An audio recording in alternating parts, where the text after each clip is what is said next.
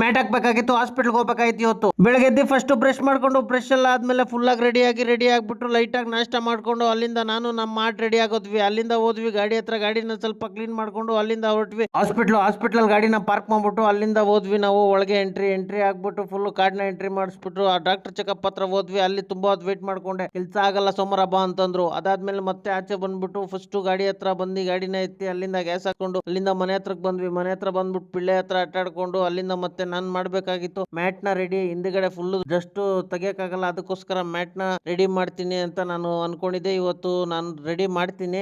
First ಊಟ ಮಾಡ್ಕೊಂಡು ಆಮೇಲೆ ಬಂದ್ವಿ. ಮತ್ತೆ ಅಲ್ಲಿ ಸ್ವಲ್ಪ ನನ್ನ ಕೈ ಕುಯ್ಕೊಂಡ್ಬಿಡ್ತು, ಯಾಕೆಂದ್ರೆ ಕಷ್ಟ ಆಗ್ಬಿಡ್ತು. ಆದ್ರೂ ಸೋಲಿಲ್ಲ, ಆದ್ರೂ ಮ್ಯಾಟ್ ನ ರೆಡಿ ಮಾಡಿದೆ. ಹಿಂದೆ ಮುಂದೆ ಫುಲ್ಲು ಮ್ಯಾಟ್ ನ ಹಾಕ್ಬಿಟ್ಟು ಚಿಂದಿ ಮಾಡಿದೀನಿ. ಇವಾಗ ಮಣ್ಣು ಆರಾಮಾಗಿ ತೆಗಿಬಹುದು. ಆಮೇಲೆ ಕಷ್ಟಪಟ್ಟು ಇದು ತೆಂಗಿನಕಾಯಿ ಎಲ್ಲ ಹೊಡೆದೆ, ತೆಂಗಿನಕಾಯಿ ಹೊಡೆದ್ಬಿಟ್ಟು ತೆಂಗಿನಕಾಯಿ ಕಿತ್ತಿ ಆಮೇಲೆ ಅದನ್ನ ತಿಂದು ನಮ್ಮ ಪಾಪಕ್ಕೆ ಟಾಟಾ ಅನ್ಬಿಟ್ಟು ಅಪ್ಪ ಟಾಟಾ ಅನ್ಬಿಟ್ಟು ಬಂದ್ವಿ ನಾವು ನಮ್ಮ ರಿಲೇಷನ್ ಮನೆ ಹತ್ರ ಐಟಮ್ ಕೊಟ್ಬಿಟ್ಟು ಅಲ್ಲಿಂದ ಮಾವಿನ ಹಣ್ಣು, ಅದಾದ್ಮೇಲೆ ಏನೋ ಫೆವಿಕ್ವಿಕ್ ಮತ್ತೆ ಚಾಕು ತರಬೇಕಾಗಿತ್ತು, ಅದನ್ನೆಲ್ಲ ತಗೊಂಡ್ಬಂದ್ಬಿಟ್ಟು ಎಗ್ ರೈಸ್ ತಗೊಂಡು ಅಲ್ಲಿಂದ ತರಕಾರಿ ತಗೊಂಡು ಗಾಡಿ ಮನೆ ಹತ್ರ ಪಾರ್ಕ್ ಮಾಡಿ ಒಳಗೆ ಬಂದ್ವಿ. ಇವತ್ತಿನ ವ್ಲಾಗ್ ಮುಗಿತು, ಮತ್ತೆ ಸಿಗೋಣ ನಾಳೆ.